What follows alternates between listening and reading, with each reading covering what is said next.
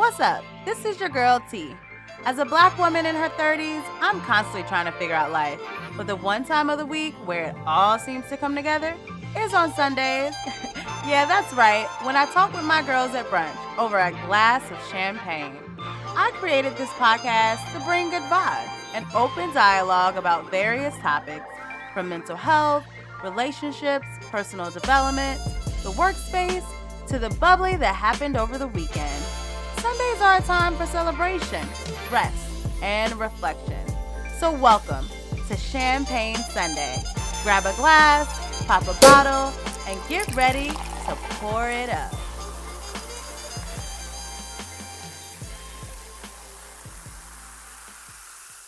Champagne Sunday is pleased to provide you with social media content for your personal education and informational purposes. Reliance on any information provided by Champagne Sunday or by any person or professional appearing on this podcast is solely at your own risk. Hey, welcome back to Champagne Sunday. It's your girl T, and welcome back to another awesome episode that we're about to have. I hope that you are resting, relaxing, and reflecting on this wonderful Sunday. And guess what, y'all? It is our 30th episode. Yes, we have made it. 30 episodes. I could not believe it myself. I had to keep checking to say, did I really create 30 episodes for Champagne Sunday? And yes, I know that I may not always be consistent. I may not always come in on this Sunday, but we have 30 episodes. So if you have not caught up and if you are behind on Champagne Sunday, please go and listen to all our episodes. We are on Spotify. We are on Apple Music. We are on Google Play and all streaming services. You can find us if you have an iPhone or a Droid. You will be able to access Champagne Sunday podcast. So please go catch up, listen to old episodes, laugh, enjoy, have a sip of champagne, and just enjoy Champagne Sunday podcast because the vibes are always there. So with this episode, it is going to be slightly different because I'm going to come on and I'm going to talk a little bit, and then I'm going to go and kind of pour it over into our girl chat. And so for this episode, I have my closest friends. I have several of them. We had maybe like 11 days ago, we had a sleepover. And so I was like, why not get some content? Why not create the podcast? Have some great conversation, because the conversation was already flowing. So of course, you know me, I bring my mic everywhere, had to put the mic on, and let's get some really good conversation starters. And I really wanted us to talk about body image and what that means as a Black woman, and sometimes just as a woman in general in 2023. And where did our ideas about body image, where did our insecurities and the need to change, where did that all come from? Did it stem from our family? Does it stem from, society and what we see on social media? Is it something internal that just some people just have a natural insecurity about who they are as a person? So we're definitely going to dive into that. But first, of course, I hope again that you are enjoying this great Sunday. And you know that we always start off with a bubbly. So our bubbly for today is from none other than our own auntie. We all call her auntie, Tracy Ellis Ross. Yes, our auntie. And I love that this quote, she put this on Twitter a while back, but I really think that it is essential to what we like to think about when we are discussing body image, self-love, body positivity. And so Auntie Tracy said, I need to see my own beauty and to continue to be reminded that I am enough, that I am worthy of love without effort, that I am beautiful, that the texture of my hair and that the shape of my curves, the size of my lips, the color of my skin, and the feelings that I have are all worthy and okay. And I really, really, really love that bubbly today because it is a great affirmation to tell yourself that you are okay as is. You are enough without effort.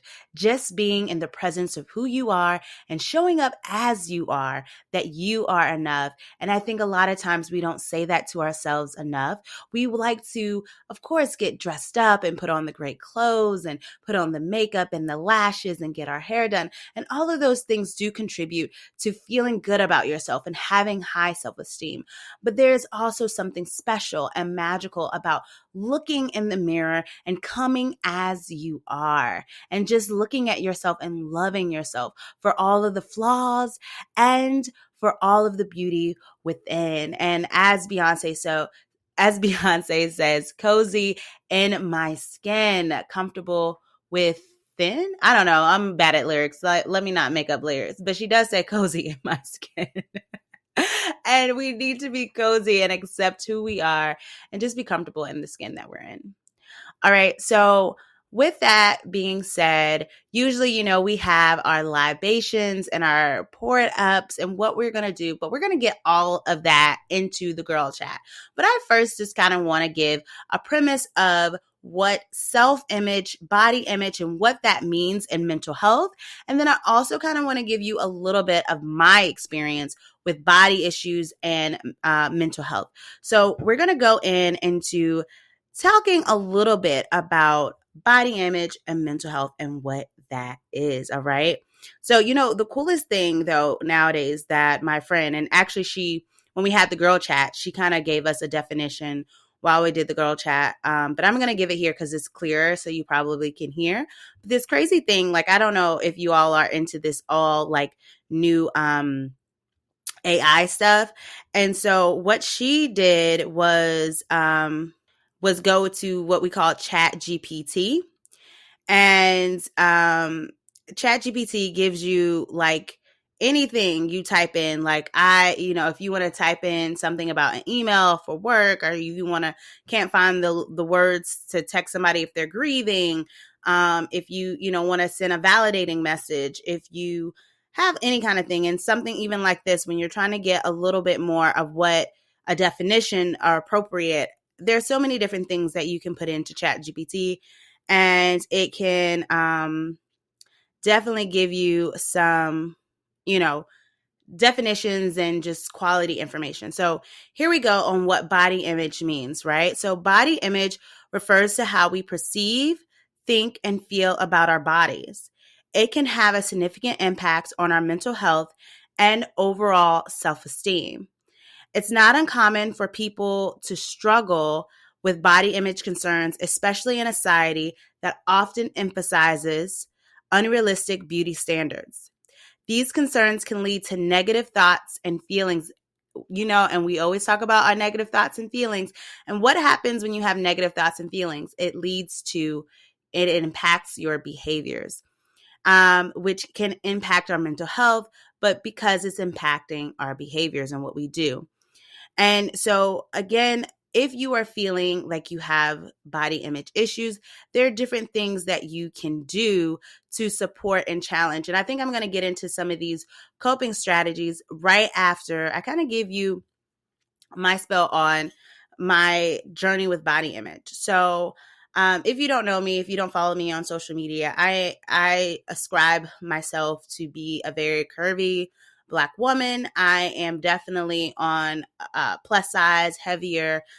People have different ways of describing it. Back then, I feel like when I was growing up in high school, it would be like, oh, you are, big boned, or you're PHAT fat, or, curvy wasn't a thing until later with social media, like, oh, you're curvaceous or curvy size clothing. It was always plus size clothing.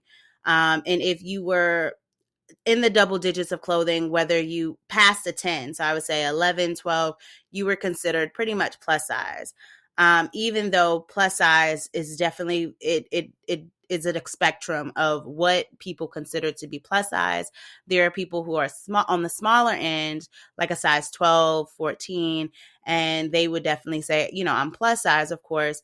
But then there's people who are on that opposite spectrum, are heavier, and they would be like, I'm a big girl. Like I'm so, the culture of it has changed a lot, I think, since I was in high school. But to me, and I was talking to this with Amanda, and you'll hear this, that when we were when we were growing up, you were either skinny or fat. There was really no in between.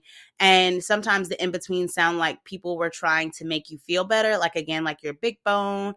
And I remember just always feeling like I was big, like I was fat. Even when I look back at pictures now and I see myself, I realize like, oh, I wasn't as big as I thought I was. Of course, like looking now, I'm like, I wish I was that size. But when you are growing up in high school and everyone is a size 5, a size 6, your size 12 seems like a size 23, to be honest. Like that's how I internalized that.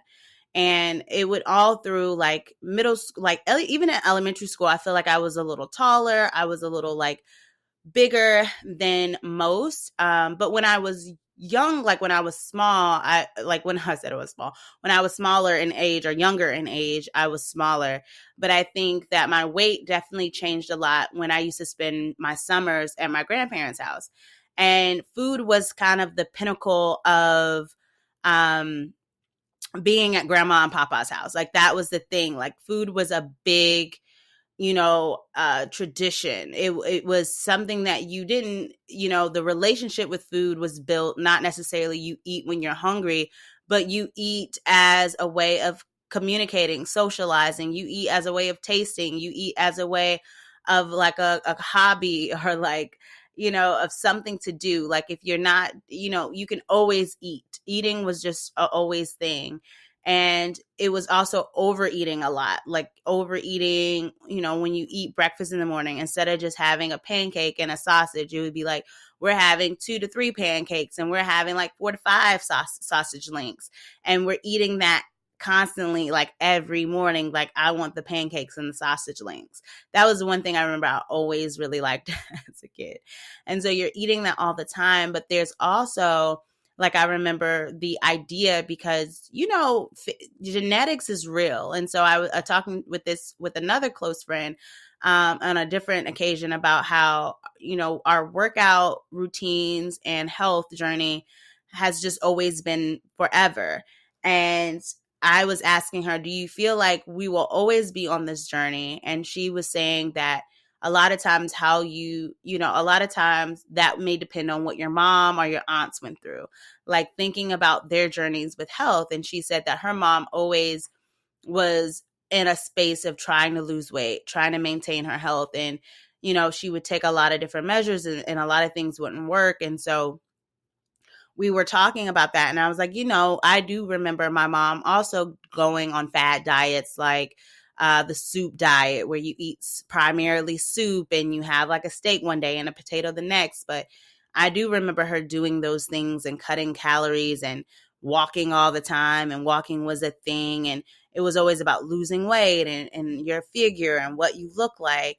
And so even as a young girl, I think about taking in some of those messages of weight and what your weight means. And so I remember being maybe like 5 or 6, and my cousin was a cheerleader in high school at the time, and I went with her practice in high school. And I remember like they were teaching me different stunts, and I learned how to do a split. And after we got back, I'm a kid. I'm like, I want to go to McDonald's. Like I want chicken nuggets. And I remember my aunt saying, and it's crazy how you remember these things, but I remember her saying like, girl, you better stop eating so much. You're going to be fat. And I think those things are sometimes things we start to internalize about ourselves. And even though at 6 or 5 or 6, I wasn't thinking about being fat, I just wanted to go to McDonald's and eat chicken nuggets. It's also the fact that my aunt had this idea about our family, about the women in our family, about being fat. And I think at the time, I probably was looking like, oh, you're small. But if you keep eating, you're going to get big. And I also think about the same messages that were sent to my younger cousin, who's now about to be 16. And she's also, curvy, very much plus size teen. And I remember when she was kind of like my age, smaller, and it would always be like, stop eating so much, you haven't drinking too many sodas. You're like, everybody was always food monitoring. And I think it was an idea of like limiting yourself. So it's like, instead of, introducing healthy options, or you eat smaller portions, it was always a restricting thing. Like, you don't want to eat, like, don't eat. And when you're that age, you don't really, not eating is like, what do you mean not eat? And it's not really taught about like having healthy choices or portion control, or you don't have to eat everything at once, or you can kind of, sporadically eat throughout the day, but it's always was just restriction. And I even think about my grandmother, who, she sometimes bragged like, I only had, two things to eat today. And I always tell my grandma, like, that's not good. Like, you're not supposed to just eat 2 meals or two things in a day. Like, you're supposed to eat throughout the day at least 5 times, with like 3 meals and maybe 2 snacks in between. Like, you're supposed to, and sometimes it's seven small, like, eating constantly throughout the day with like 2 hour increments in between, because that helps speed up your metabolism. But it's never supposed to be like, I only had 2 things today. And I even remember my sister's uncle, rest in peace, he passed away. And I remember sitting on the couch, and we had went to Cheesecake Factory that day to celebrate her graduation. And we were like, her graduation from high school. Yeah, so this is high school. And he asked me, like, what did you eat today? And I said, oh, I only ate what we had at Cheesecake. And he said, that's not good. You're supposed to be eating throughout the day. And, again, at that age, I think that is the advice that you definitely need to grow up to be able to form healthy relationships with food. But then, to me, I was already in a mindset of restriction. Like, I only ate once today, I'm okay. But now, as I've grown older and I've, been on several different health journeys and weight loss journeys, I've learned kind of and adopted more healthy strategies around food and eating. And I'm not always the best at it. And I haven't really, I guess, fine-tuned those things, but I do have more healthy ideas and attitudes about eating. And so I think when you think about those, and you think about how your relationship with food comes from the things people say, the labels people put on you, like, you don't want to get fat, like, it's a scared tactic. Like, don't eat, you don't want to get big, you're going to be big. Like, it becomes of a restrictive type of attitude. Like, you want to restrict the things that you eat, instead of building in like play and exercise and eating right. All of those things should be fun things. Like, even with Michelle Obama doing like the Play Outside initiative and movement when she was in the White House, like, those things are like encouraging and positive, rather than thinking about the negative or the takeaway of things. And so I just didn't have that. And so, again, going into high school, eating was definitely like restrictive. There was a time, and I actually talk about this later in the girl chat, there was a time where I did not eat for months. All I ate was, when I say did not eat, like, did not eat meals, but for months, all I ate was Townhouse crackers and Yoplait yogurt, and maybe Special K cereal in the morning. But that was it. Like, Townhouse crackers, Yoplait yogurt, Special K. Like, I went like that for like months. And my mom was like, please eat a sandwich. Please eat something. And I was so determined, like, no, I don't want to eat anything. Like, I think I'm fat. And I think a lot of times, again, I got that from my peers. I saw girls in size 6s, size 5s, their stomach is out, their belly buttons, and they just look so small. And I just feel, because my body was curvy, and nobody really, I think, explained. I've always been told I was pretty, right? But I don't think anybody really explained or helped me just love my curves. And I think I didn't really start to love and appreciate my curves until it kind of became popular in social media, where there were all of these women who were very curvaceous, who were wearing like 2-piece swimsuits, who, had their stomach out, who were like, look at me, love me, I love myself. And it was all of this body positivity movement for very plus size, curvy women, especially like if you think about Gabby and her movement. If you're not familiar, she's also a plus size model. She has different clothing lines and collaborations with different people like Pretty Little Thing, and other swimwear companies. And she, All Swim, she used to do work with them a lot. And so, it wasn't until her and other trending, plus size models started to come out and show like, hey, you can look beautiful in whatever you wear, like in the same clothes.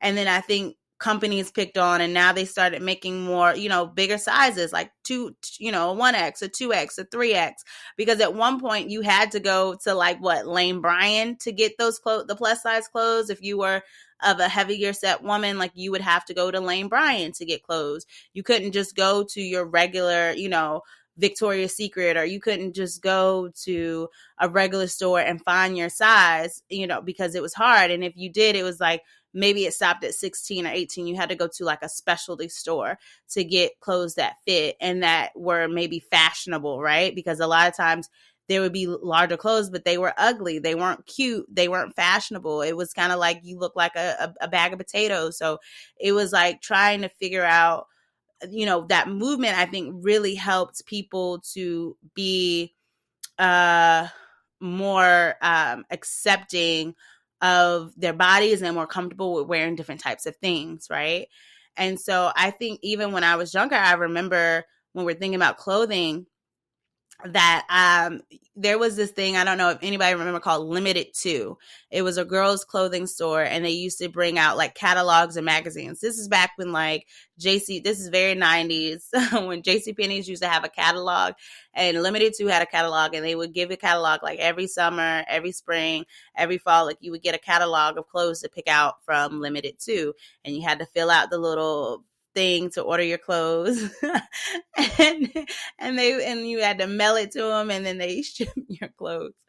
And so with that, I remember looking at those magazines, and I'm like, I feel like the clothes really didn't fit me. I remember one time I had these one pair of shorts in 3rd grade, and I think I got them from Limited Too, but I just remember they were like jean shorts, and they had like green like curve outline like the threading was like green, and I just remember those shorts so much because I love those shorts, and I think they were Limited Too, and I could fit them, and I just was so happy about being able to fit those shorts. And then I remember when I couldn't fit them no more, and I was really upset. But also that's a natural part, right? Natural part of like growing out of clothes and not being able to wear your clothes anymore. But that was always associated with like you're fat. Like if you can't fit something, you're fat or you're big or you need to lose weight. Like the other day I was looking at a post that one of a plus size model, a curvy model, put on her page, and she was like, oh, I can't wear this and it's my size. But she was like, remember, like all clothes are made differently. It doesn't mean that, you gain weight or whatever. Sometimes it just doesn't fit. And if it don't fit, it's okay. And it's like, I don't remember hearing things like that. I just remembered like, thinking to myself, and some of this might've been internalized too. Like if it doesn't fit, that means you're fat and you're gaining weight and you need to lose weight. So I just always remember it was a thing about clothes and your body, and even comparing, again, myself to others, because I do remember like my mom's friend daughter being able to wear, because she was very tall and very slim, like slinky. And I remember her always being able to wear all the Limited Too clothes. And then she could wear like really short shorts, and it would be fine because she didn't have like the curves like I did. So when I wore short shorts, it was kind of like, girl, go put some clothes on, right? Like your butt is out a little out and everything, but she could wear the same height of shorts or, length of shorts, and it would be fine. So it's just kind of understanding and knowing your body, especially as a Black woman, because we usually are a Black girl or teen, because we usually have more curves and things. So things fit different. Things look different. Maybe it fits in the hips, but it doesn't fit in the waist. Maybe it fits, on the arms, but it doesn't fit on the bust. Like, and that's something that you just have to learn about your body. And I hope that if I ever have a girl, or even just talking to my cousins or talking to my niece, that I could help promote body positivity. And I know that people have issues with their body even when they're not a size 12 or 13.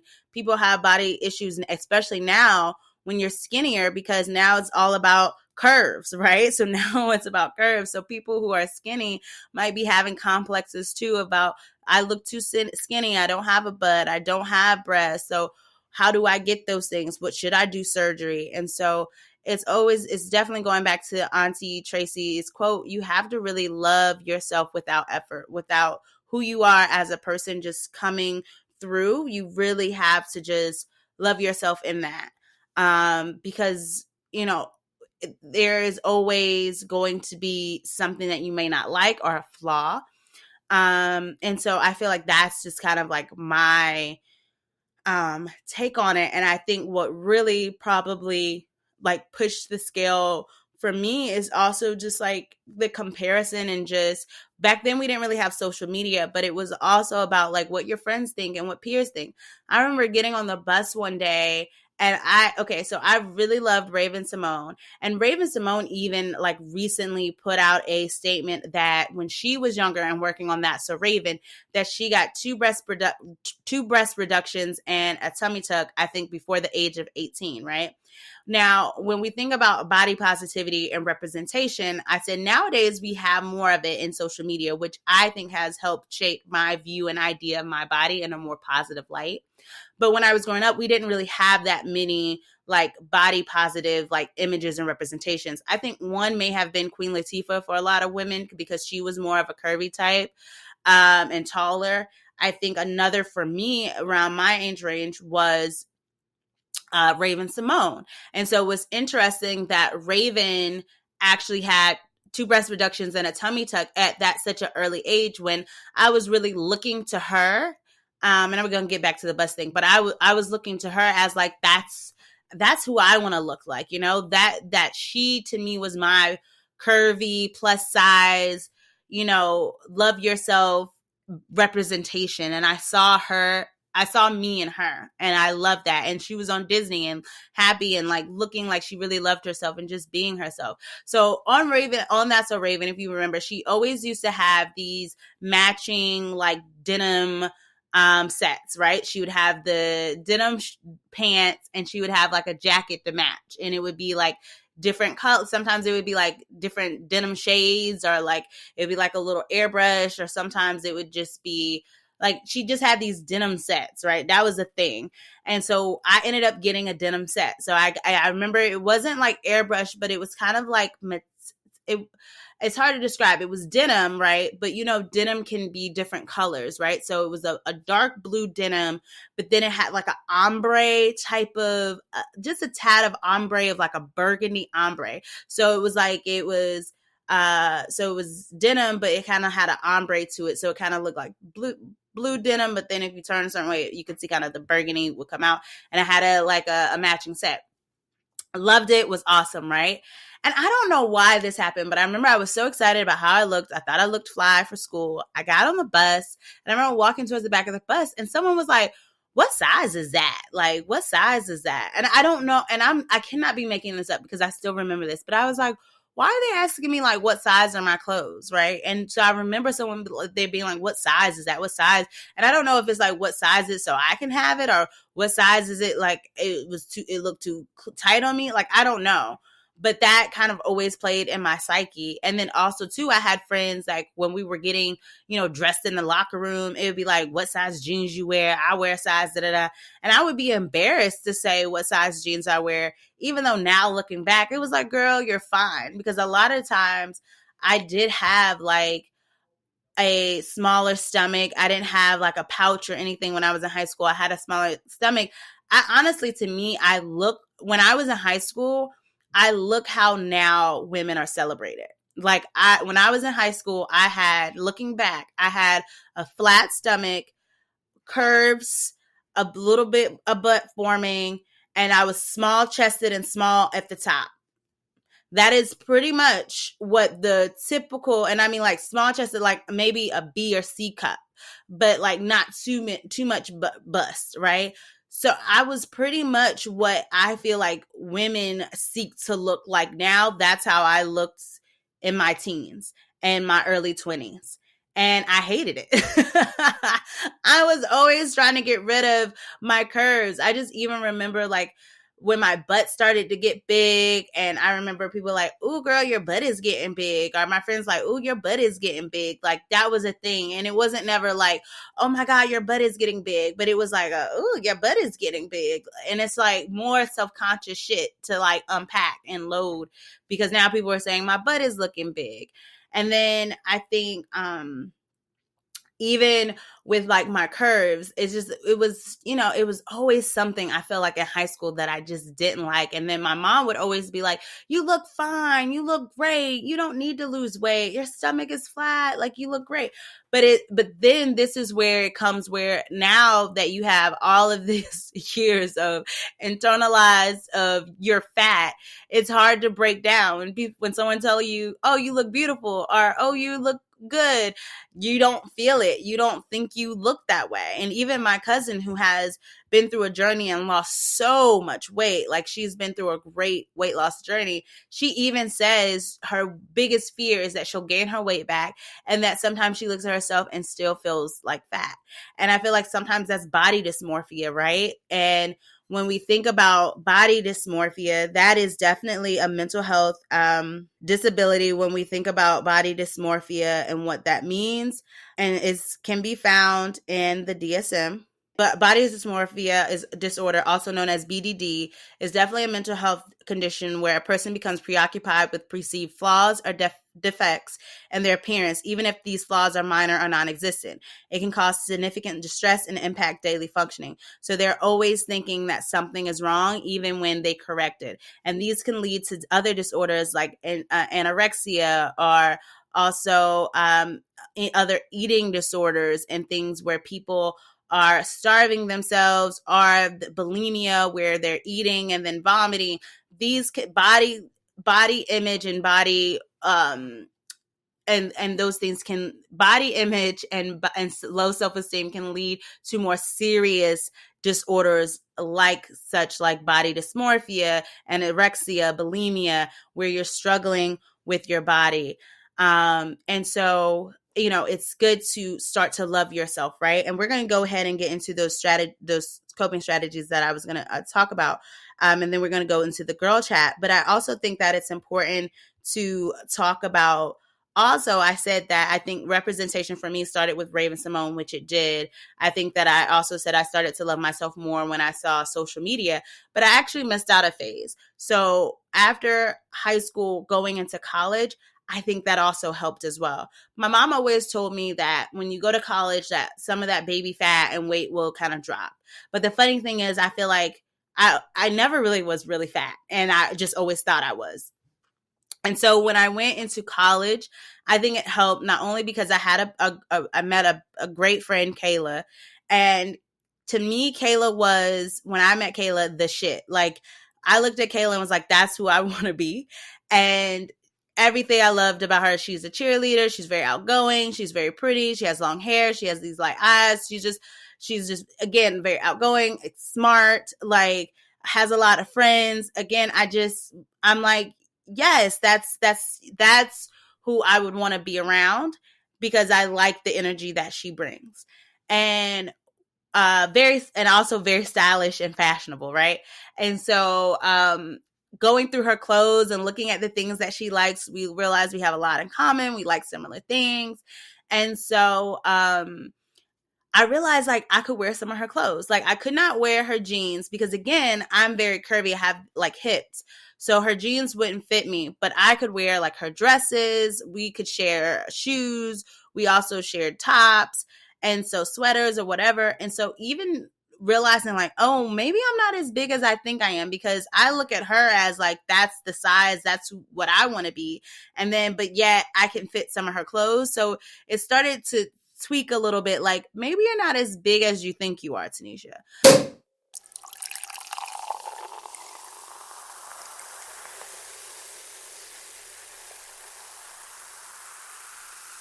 But there were sometimes insecurities even after college and in my young adulthood. And I remember like trying different fad diets and trying different things to lose weight. And again, when I look back at myself, I realized like I wasn't as big as I thought I was. And so even when thinking about that, and I think, dating different guys also sometimes validates yourself, even though we know that we don't necessarily need that you shouldn't seek validation from others as necessary. Validation is very a natural and humanistic trait. Like, everyone seeks validation, and so when sometimes people say, why are everybody looking for attention? Like, that is how we live and thrive as humans, that we seek personal bonding, connection, attention, validation from others. But the key is that you can validate yourself without needing it from others. We want validation from others. And I think it was important, like in my young adulthood, that I did start to date, and dating helped me. And I dated men with different body sizes and some who were very muscular, very toned. And I think that it was important. I was like, wow, like they look like this and they like me. Like, you realize that sometimes I've always had this idea that you had to be skinny and, to get a guy's attention. But sometimes you realize like everyone has different types and what they like. And so just because a guy is really muscular or built doesn't mean that he also wants a woman that's muscular and built. He could want more of a curvaceous woman, or a woman who has more hips or body to her, more, and they say like something to hold on to at night, or something that's soft. And so a lot of times we kind of have these ideas in our mind and they're not necessarily true. And so I think dating also helped me to recognize like, okay, some of these stereotypes that we've had in our head that maybe family members have said and people have talked about aren't necessarily true. And I think sometimes people have to be careful of what they say, because I even remember my mom, and I love my mom, and I think that she never really wanted to do or say anything that's malicious or mean. But I think sometimes we are used to what society says, and we repeat things. And when we repeat those things, it can be harmful. And so I think when I even told my mom that I was dating a guy that was, small, like he was, athletic, he ran track, he had abs, da da da. And my mom laughed and was like, well, what are you trying to do with you? Like, why he like you? And so even that, what I'm saying? Like, she might say she forgot about that, or that's not what she meant, or whatever. But even in that sense, it's kind of like, I might start to internalize things. And I don't know if I did at that point. I don't think I did, because I think I was at a point where I realized like men actually do like curvy women. Like, they love that. And now that you see like that's the thing now that everybody enjoys and likes, like Black men particularly love curvy women, because that's how God created us. And so I think that it's very, you start to think about things differently. And in your mind, when you start to date and have these experiences with different people and realize like, just because you're fat doesn't mean you're going to have to be, and I say fat like lightly, like, what I'm saying, like just because you're bigger, or just because you are maybe obese, or you're overweight, or whatever label you want to give yourself, right, does not mean that you can't find an attractive partner. That does not mean that. And I think society likes for us to think that. And I think that's why society has a big time with Lizzo, because Lizzo is very bold, very beautiful, very powerful, outspoken, and she is overweight or she is obese. And people are just like, how is this woman who is this weight so happy and comfortable with herself? She should be sad. She should be crying. And it's this idea that you're this weight, then you're unhealthy. But that's also not true, because there are skinny people or people who are smaller who also are unhealthy. And again, I follow people who are, plus size, curvy, and are in nutrition and health.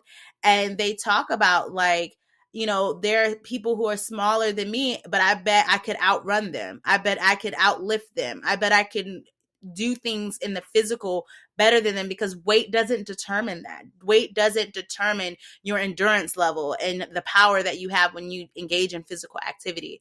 And so again, like just dating and getting into my young adulthood, I realized those things about myself. Now, there were some negative things with dating from guys. Like, I remember this one guy saying, weight was always a thing. And this one guy said something like, he saw an old high school picture of me. He's like, what happened? Like, you used to be small, now you're not. Granted, at the time, when I look back at that picture, I was like 176. I was like 176. And that was another thing. I never wanted to say my weight, what my weight was. Don't do it. But then I realized like 176, 177 for a curvaceous woman is pretty like on the small end. Like, it's not big at all. Well, maybe I was 186. I don't know. 176, 186 to me is still, you're not fat. You're not fat at all. And I remember he's like, well, what happened? Like, what happened to you? And it's just like, I was young. I was in high school. Of course, you're smaller in high school than you are in your 20s, and especially mid 20s, like, you jerk. But even when people say things like that, it's just like, you having confidence in yourself and having self-esteem can easily be a fuck you. Like, why would you say something like that? Like, that's a red flag. Don't date him. And he was an extreme red flag. But just talking about weight, and I just remember just it always being an issue of like, even like in that sense, like sometimes his friends would make comments, not about my weight, but there would be conversations about weight and plus size and who's what. And it was just interesting too, because his friend used to F anybody and everything. So it was just kind of like, you was just with a girl that was way bigger than me, but you want to talk and sit here and talk about my weight. But it's just kind of like, people sometimes project their own insecurities and their own ideas about weight onto you.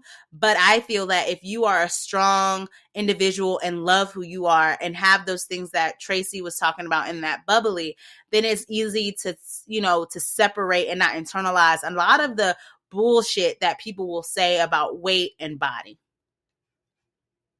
But also surrounding myself with people who would pour into me and say, great things. Like, it's one thing when your parents are saying that you're pretty or that you're okay.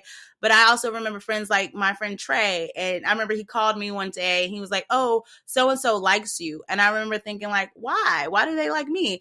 And Trey was like, girl, why wouldn't they like you? Like, you're beautiful, you're pretty. And I was like, oh, like, and it wasn't even like a guy who's trying to like get on to you. It was a genuine expression of, you're gorgeous, you're pretty, like, be quiet, like, shut up. And so I think having people kind of affirm, I guess, sometimes what your family has said, but you never really believed, also helped in my journey of self-acceptance and body positivity. Having friends look at me and not having hating friends, but friends who be like, I like your hips. I wish I had hips like that. Or I like how your back doesn't have any rolls. And I'm telling you, like, it's crazy, but we talk about these things because we're always looking at our bodies and how things are. Or having people like, girl, you look good. Like, that's what you look like. Like, you good, you got this. Or just encouraging friends that I have now who reaches out and say, I see that you're closing your circles, girl. Like, you're working out, like, how things are going. Like, let's talk about body image. And we talk about it with no judgment. We talk about our family. We talk about our mindsets and how we got to the place that we are now, and our relationship with food and how we're going to get better with that. And even coming and being in DC, I started eating differently. I eat avocados. I eat hummus. We didn't have that in North Carolina, avocados and hummus. You know what I'm saying? I eat a lot of, my mom was big on fresh vegetables when I was younger. Like, she would make asparagus, we would have greens, fresh peas and corn. Like, fresh vegetables was definitely a big thing for her. We didn't really do canned vegetables. We always did a lot of fresh vegetables. I think that's just the thing about her being from Maxon and some from the South, because some of my high school classmates, they were like, oh, what is that? You're eating asparagus? Like, we don't eat fresh vegetables like that. We eat stuff out of the can. So I think my mom being from Maxon, from like farms, and having the access of that, and that's a big thing too, access, having those things. We didn't eat, we ate processed foods, but not a lot. But I did overeat a lot when I was younger. But being in DC opened me to more things, again, like avocados, guacamole, hummus. I'm trying to think of like fresh foods, juicing, doing different things, stuff that I probably can't even think of right now, but cutting up pineapples and, doing different things like that. But yeah, so anyways, I do want to say, and then I'm going to go ahead and go to the girls chat. But if you are having some issues with your mental health and body image, make sure that you, for real, practice self-care. Self-care is really important. Engage in activities that make you feel good about yourself and prioritize your self-care. This can include things like eating nutritional foods, engaging in regular physical exercise, getting enough sleep, so important. I recently changed my sleep schedule. It's been amazing. And engaging in hobbies or activities that you enjoy. All right. That's number one. Practice self-care. Number two, surround yourself with positive influences. And this is what I was talking about earlier in college. I had a lot of positive influences that really helped me accept who I am. Surround yourself with positive and supportive people who uplift you and focus on your strengths rather than criticizing your appearance. It can also be helpful to limit your exposure to media and social media accounts that promote unrealistic beauty standards. So monitoring who you're looking at on social media. I follow a lot of plus size, curvy women on social media, those who are into fashion, those who are into working out and nutrition, but who look similar to me and have a similar body disposition as I do. And I feel like, and who are being very positive about themselves. That gives me a lot of encouragement. I also agree, having good friends who also hype you, but are honest about what you look like. They will give you compliments, not to necessarily like to be sly or to kind of like try to get something from you, but just to give you honest compliments, to hype each other up, to love each other, and have a good circle of women around you. Or men, seek support. If negative body image is significantly impacting your mental health, it may be beneficial to, of course, seek professional support from a therapist or counselor who specializes in body image, or you can just see a counselor in general. Like, finding sometimes people who specialize in things can be hard, but if you are a licensed therapist or a licensed psychologist, most are capable of being able to provide supports when it comes to self-esteem and body image. They can provide guidance and tools to help you work through these challenges. And just also, in the end, just remember that mental health and body image are deeply personal topics, and it's important to be kind and patient with yourself. Give yourself grace.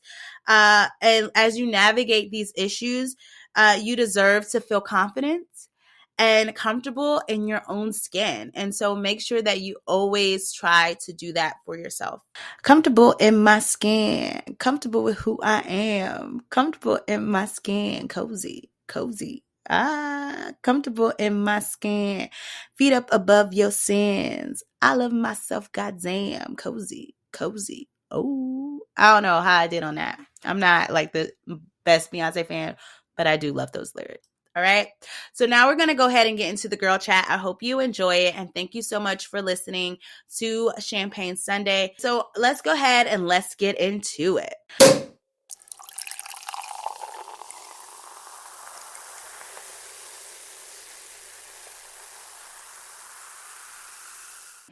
I actually am in an interesting place right now. I am with Girls Night In.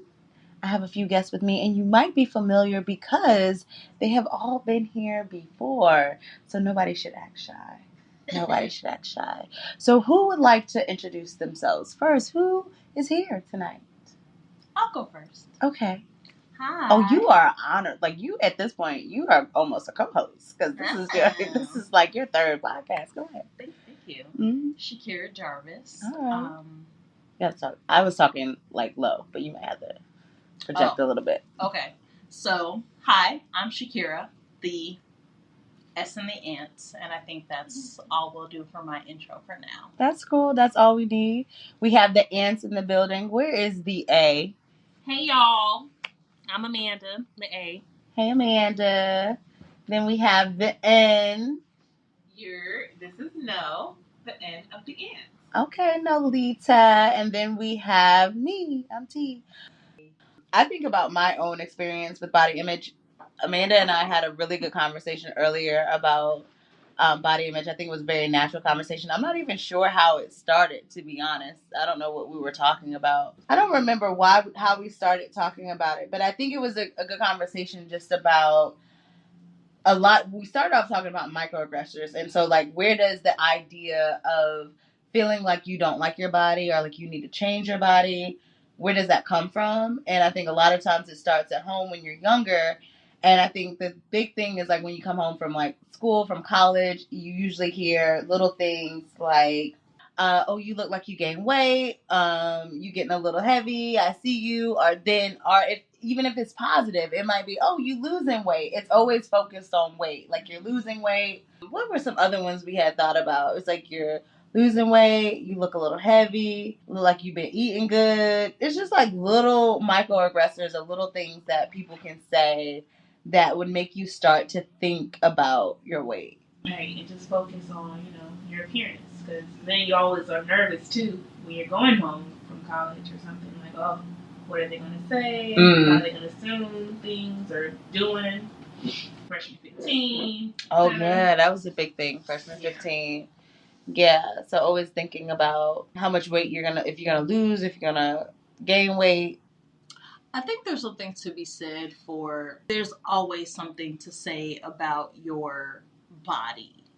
Because as somebody that's like, I've always been small, I've never really struggled with my weight until times where I felt like I was losing more weight than I thought I needed to. But for me, it's always been wrapped up in things like I had really bad acne growing up, and just my skin and just like kind of just having to struggle with just like not having clear skin. And then there was a time, now I can like have fashionable glasses, but there was a time I struggled with like, no, I'd rather be blind and the world be fuzzy than wear glasses. True. And I think there's always just a something you don't like, and it's important to find whatever journey is healthy and possible for you to find that self-acceptance. And sometimes it happens over time, just like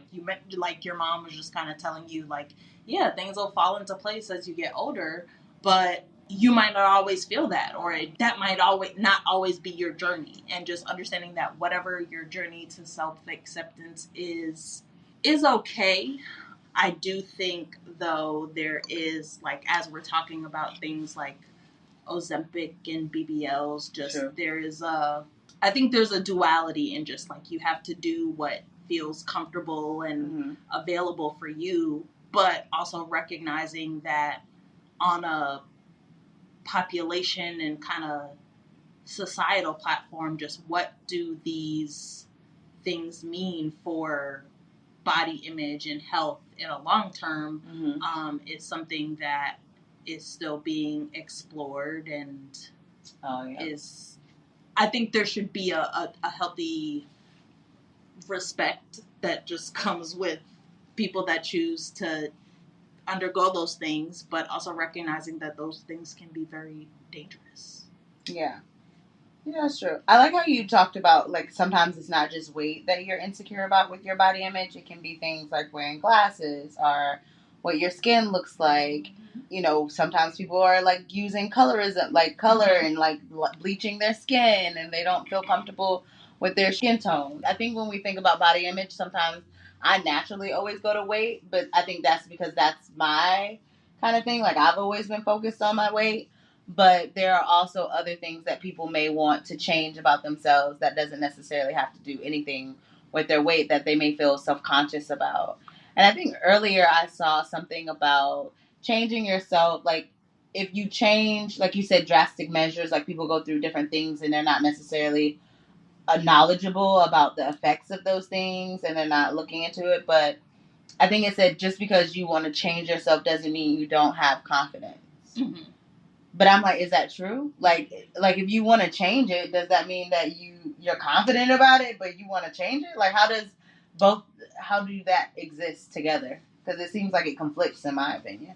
So immediately as you said that, I just thought of the concept of agency and your ability to feel like you can change and take control of things in your life. And I think that as a concept for me just bridges the gap between recognizing there are things that I might want to change or improve or alter, and my resources and capacity and knowledge and ability to do that.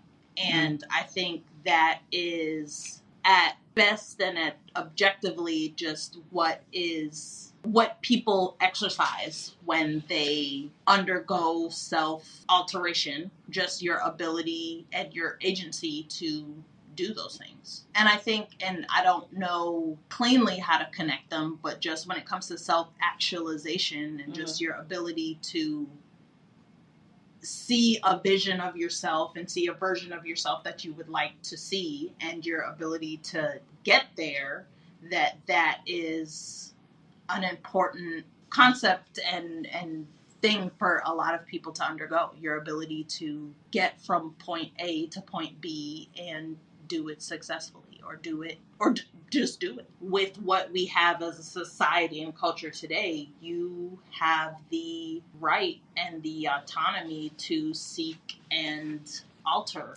as you feel is appropriate and healthy for you. Yeah, that is true. I mean, I think Shaq is bringing up, great points. I'm trying to think about, because I mean, I'm all for like a both life, right? So the quote that you mentioned earlier, like, if you're going to change, like you said something about confidence, and right, does that mean you don't have confidence in yourself if you change? Right, and so if I'm a believer of this both life, like you can have the confidence and you can want to change something about your image. I think that's obviously possible. I think it also just stems back to what Shaq was saying earlier about identifying not even the why, but like just self-acceptance. So you deciding to alter something, or you deciding to have an abundance of confidence, it's more or less the, what does that say about you? Because you can change the things, or you can be overly confident, or just, I look good. It's a thing. But where does that leave you moving forward? I don't really know if that makes sense, but it's more or less just like, at some point, whether you decide to change it or not, like, you have to come to terms with, like, you're making this decision, and like, that's it. Yeah. That kind of brings me to thinking about how if you don't like how you look, right? If you don't like how you feel as you, that even when you alternate things or you change things, you still have to like deal with the fact that you didn't like yourself. Like you, right? Like that doesn't go away. That doesn't go away, right? So people who lose weight, change their body, get BBLs, like they still have this thing of like, I need to change more, or I need to do something different. They get addicted to it. They get obsessed. They start obsessing over their weight, or they obsess over their nose don't look right. Like we think about Michael Jackson and his color, and I bring him up, but I think it becomes an obsession because it's like an inner. What you're saying is more deep. It's deeper than just the outer. Like right. It's an inner thing that you haven't. That you still have to deal with. Yeah, you haven't. Yeah, you need to go to therapy, I guess, or deal with those. Why don't you like yourself? Why do you feel like this has to be it for me? Right. Whether that's the surgery or I mean, it's like whatever, because it also doesn't have to be to the extreme of like surgery. It can be like, I need to drastically buy labels. I need to it can be anything, and it's just like when that becomes an obsession, and it's like, I'm doing these things for, and I don't want to just say like for attention. But it might be. It doesn't always have to go there, but it's acceptance. I'm doing this either because I see other people are doing it, or because I don't want to deal with something internally. And so, hey, let me add this into the cart, because it's easier to buy it than to deal with it. Yeah.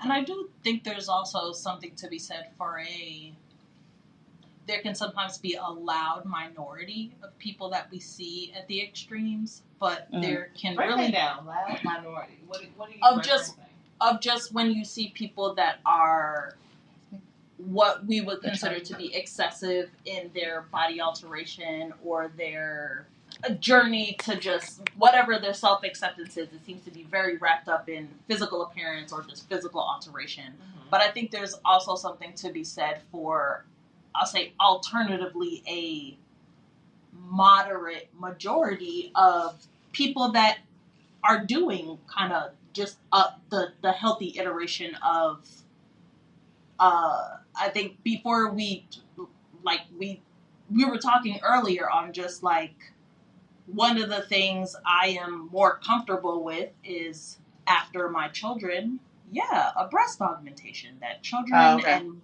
and pregnancy and breastfeeding put your breast through the ringer. Also, where does that come from? Like, that's more of a modern, like, because and not you, but because it's been played out, like, we have access to it now on social media, like, oh, that's a thing. Like, what do they call, like, a mommy makeover? A mommy makeover. Whatever that, but where does that come from? Like, society says that we need to do that. Like the snapback, or you need to look or the same you way. can just, But also just recognizing that I think for lots of women, after you have done your either duty to society or done your duty to your family of just having and raising children and breastfeeding them, you would like your breasts to sit where they sat before all of that occurred. Yeah. And there's just something to be said for if I have, again, the agency and the resources and the access to healthily return to a version of myself that I can before I've had children, I have the agency, autonomy, and capacity to do that. And that might very well be it for what I do as major alteration for my body. There are other people that might decide, yes, as I'm getting older, the crow's feet and the laugh lines, I would like them to freeze in place. And that is the extent of.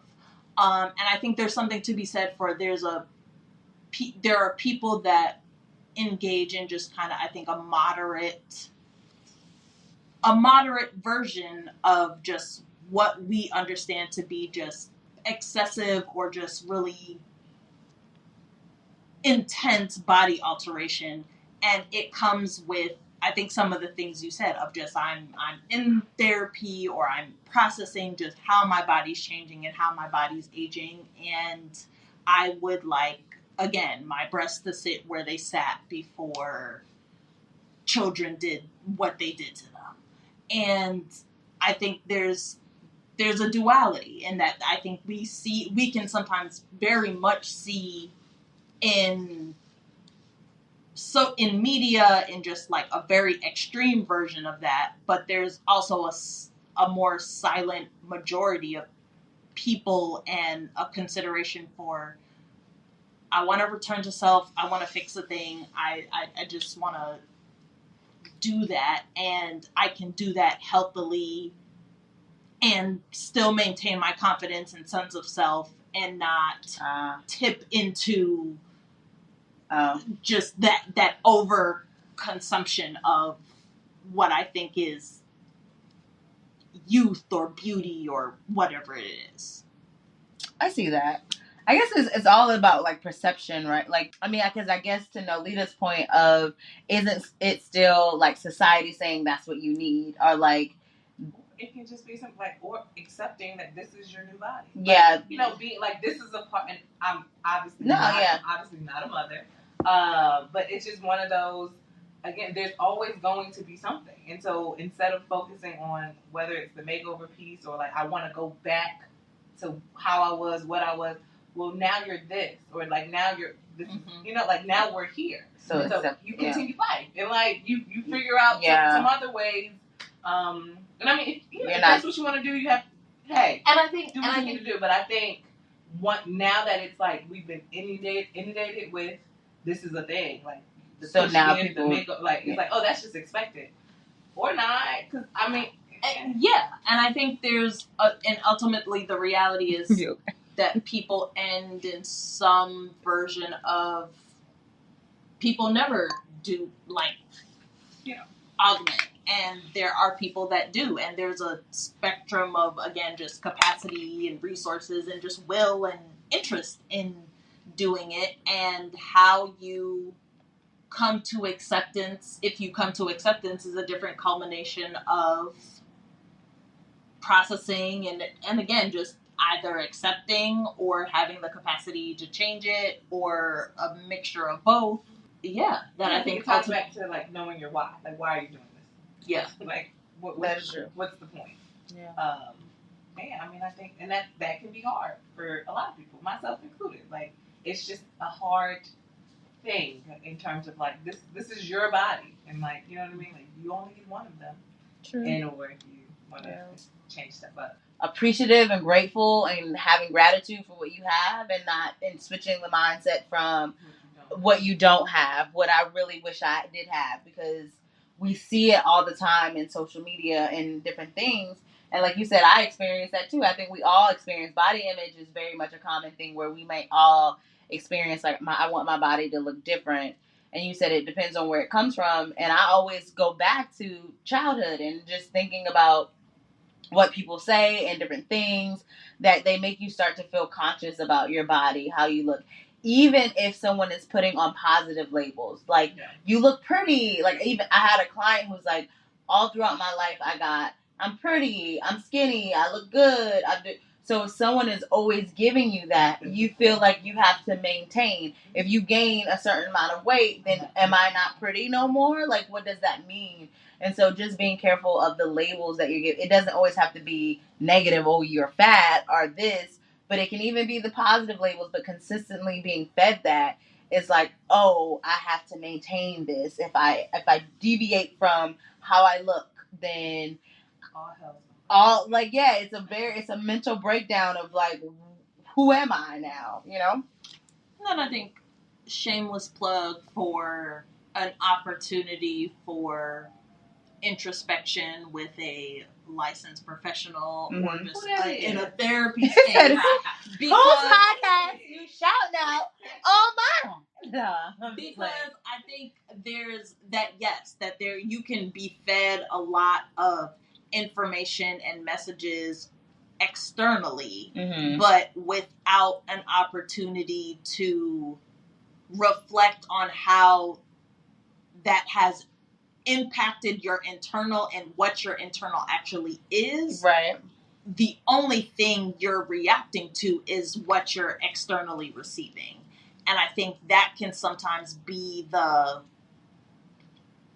kind of ongoing cycle that we see from people of just when have you taken a pause to figure out what is comfortable for you and what you like, and you are no longer reacting to what you think, what is impacting what externally is being fed. Filtering. Right. Mm-hmm. Thinking about, the importance of just accepting life for what it is, right? Yeah. And your body, it's going to change. It's going to age. You cannot fight the clock, right? As much as you want to try.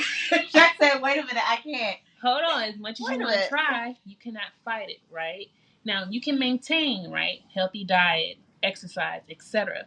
But when you start to go down a route or avenue of, okay, well, I'm going to have this surgery, I'm going to take this type of medication to speed up the process, so, okay, but hold on. or etc., then you run into more complications, like death. Yeah. Number one could be a possibility, or two, people have those stomach surgeries and they're like, oh my God, it was the worst decision of my life. I wish I would have just did diet and exercise. But I also like what you said earlier too, genetics play a big factor in everything. And again, we've said it, not everybody's meant to look a certain way. Like, you may look the way you look and it works for you. Like, we have to remember that too. Some things just work for you. Yeah. Others, you could, lose a few pounds and maybe your clothes will fit better. Or, if it's something you need to do for your health, absolutely. But at the same time, if you go to the doctor and they're like, yo, everything looks good, blood work looks good, you're doing good diet, good exercise, maintain it for as long as you can. But I think, trying to rush a process, it eventually catches up with you in a bad way. My chaotic addition to this conversation would be chaos. We love it. Yes, that modern medicine has taken us so far. And that there is just a level of, if there are opportunities for you to lose weight, you lose weight when you have struggled to, alter things that you have tried to do through diet and exercise and you've just found it difficult, then there are facets of modern medicine. And I think there's ultimately the reality is all of these things have to work in tandem. Yeah. That there is, yes, you might use medicine or you might use surgery, but you also have to engage in better diet and exercise and check in with a licensed professional when it comes to just like your mental. That's always a thing that's recommended, but there is also a space to be modern science is a thing. To appreciate the fact that, hey, it's here. Take it while you can. Take advantage of it. And I think we sometimes are anticipating or seeing sometimes what we think is abuse or misuse of these things. Sometimes it is. Sometimes it is, but go ahead. Right, but there are other times where it is medically I get that. appropriate, and yeah, I definitely get that. I like the aspect of you've tried things, like you've tried, exercising. You've tried. I think Vanessa Simmons said that she tried getting a trainer. She tried dieting, and then like the mom fupa, like it just wouldn't go away. So then she did like the cool sculpting or whatever, which would be a key to science. Like you can have that now. So I think that is okay.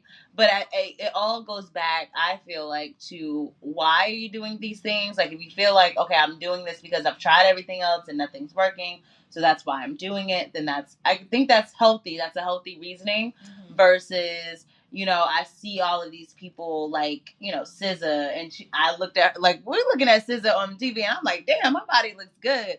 And I'm like, I want my body to look like that. How can I get it like that? So I'm trying all these different things to get my body to look like SZA versus what Amanda said. Maybe I went to the doctor and my physical was fine. Like I got good blood pressure, good cholesterol, good everything. But I want my body to look like SZA, and that's not a healthy, way to go about things. And I think a lot of times we look at like what the perceptions of what things are. Like right now, having a big butt, having a small waist is kind of like a thing. Like that's the trend. While as in the 90s, it was all about being very small, very petite, very skinny, not having too much. I think in the 90s was like J-Lo had a big butt in the 90s. J-Lo's butt is average. But it was like, oh, she got a big ass. And then here comes Kim Kardashian. Granted, she said her ass is natural. Don't think that. But it was like, oh, Kim got a big ass. Like, oh, maybe we all should have big asses. Like, so it takes kind of sometimes a trend or something that is like, oh, that's what you should do. And then sometimes people just jump on the trend. But I think you really have to dig deep into why am I doing this? Why would I want to change my body? Why am I doing this? And what does that mean for me? I think are important questions to ask. Anna, what evidence do you have that something is working versus not? Or is it literally just psychology? Come on. Or is it literally just like, what's the mindset? Like, I want it now. It's not here. I mean, we all want lots of things now. I'm saying the people want it now. Give me my shot now. Yeah. You mean to tell me I can take a shot and in 10 days I'm going to be down 20 pounds? Give it to me now. But they don't talk about the year later when you put all that weight back on, or when you have the surgery. You still have maintenance. Exactly. Maintenance, you do. But that's the thing I want to know about, like, because I'm waiting for the documentary on Ozempic because I feel like so many people are using it. Just the other day, Tracy Morgan said he's using Ozempic, and they thought he was joking. They were like, "You're joking, right?" He was like, "No, I take my shot every day." Yep. And I looked, and I was like, "How long do you have to take Ozempic?" And then they said, like, you take Ozempic for as long as you need to lose weight. Like if you stop taking Ozempic, you gain the weight back. So you have to always take Ozempic, or you always have the injection. Ozempic was for diabetes. Like, y'all robbing the diabetics. Y'all robbing the diabetics, but just think about that type of medicine flowing through your body, trying to fight diabetes, and you don't even have diabetes in your system. So Ozempic just doing whatever in your body. Yeah. But I also think, too, this is me, not conspiracy theory, but conspiracy theory, like Big Pharma. Come on now. Like, Absolutely. Like, come on. That's why I said, like, what the fuck? For those listening, if you watch the documentary on Netflix already, Painkillers, there's something it's behind. It's not a documentary. It is a dramatic. But it's based on true events. Yes. Oh, it's kind of like that. I love those documentaries. That's kind of like the one about social media that they did.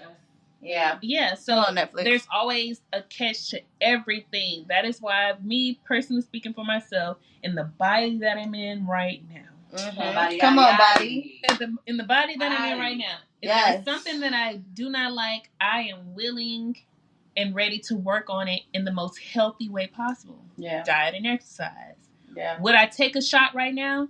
No. It sound as good and tempting as it sounds. It no, does because sound tempting. I ain't gonna lie. there's just so many side effects that are unknown. I would definitely want to take a shot at Ozempic, but full transparency, right? Full transparency, guys.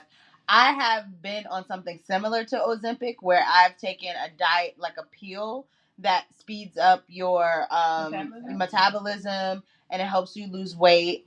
And it helped me lose a lot of weight. But as soon as I stopped taking that pill, promise you not, the weight came back, if not tenfold. And so I'm like, I don't know if I want to go down the route of, yes, I lost the weight, and then as soon as something happens and I'm not taking it, because Ozempic is not just a pill, it's injection. So you're injecting yourself. People are really injecting themselves, but medication is just like, it's not crazy, but it's kind of like, it's really dire. Like, people really want to lose weight. But I just feel like it, sometimes I know, like, on the back end, it may not be worth it because the weight comes back faster. You have to be on it for a certain amount of time. And so as much as, like you said, it's tempting, I definitely wouldn't do it. Just because I feel like the weight would just come back so much fast. Like, as soon as you stop, the weight is going to come back. Yeah, for me, I would just think about all the side effects. Because, again, the side effects, it's a drug. Your body's going to fiend it, need it. Yeah. And, who knows? So final thoughts is to just love yourself, love who you are, and really work on the things that, if you feel like when you were younger, if it were things that you harbored or really felt like you didn't like about yourself, just to kind of work on those things and figure out why. And then once you figure out the why, changing yourself, maybe you can still have confidence and change yourself if you know the why. That's what I think I got from this conversation. Wow, that was such a great conversation. I love all of the things that my friends had to contribute. And a special shout out to Shakira, Amanda, Noelita. And I thank you so much for your contributions and just really having a genuine and authentic conversation. I really appreciate it. Thanks so much again for tuning in to Champagne Sunday. I know this might have been a little lengthy episode, but you stuck in there and you listened, and I really, really appreciate it. Please continue to go out and look for our socials. Go to @Champagne Sunday Podcast and to check out all things and content. I am constantly making content and keeping abreast on different things. And we also have some cool collaborations coming up soon that I'm very excited about with other podcasts.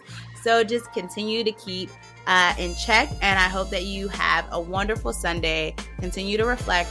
Continue to rest. Continue to engage in what we got: rest, reflection, and relaxation. Continue to relax. All right. So with that being said, this is the end of Champagne Sunday. Peace.